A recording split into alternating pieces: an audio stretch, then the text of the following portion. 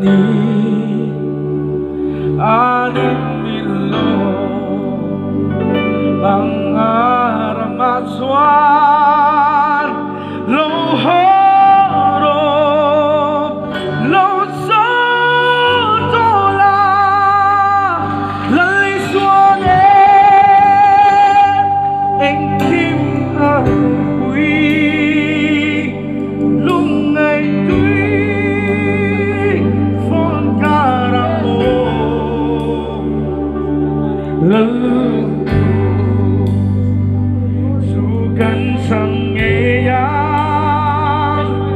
laliswa kan suitat swa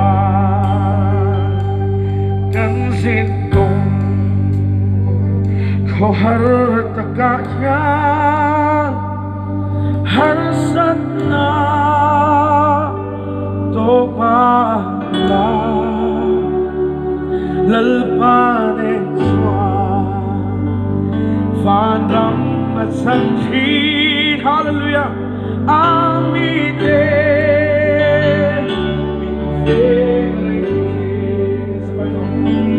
laliswane engkim marukui lungay tui phon karamo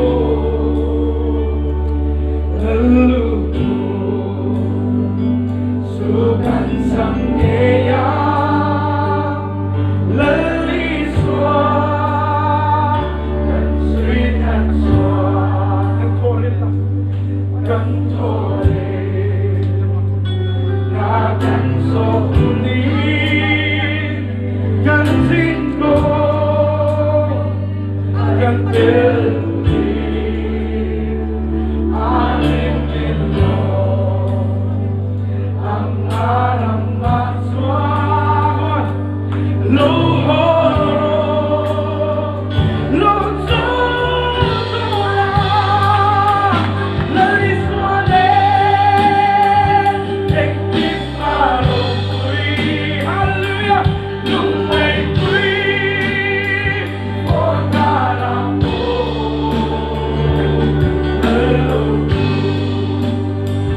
sugan sangeyang laliswa kan suitat swa laliswane engkim marukui lungay tui phon karamo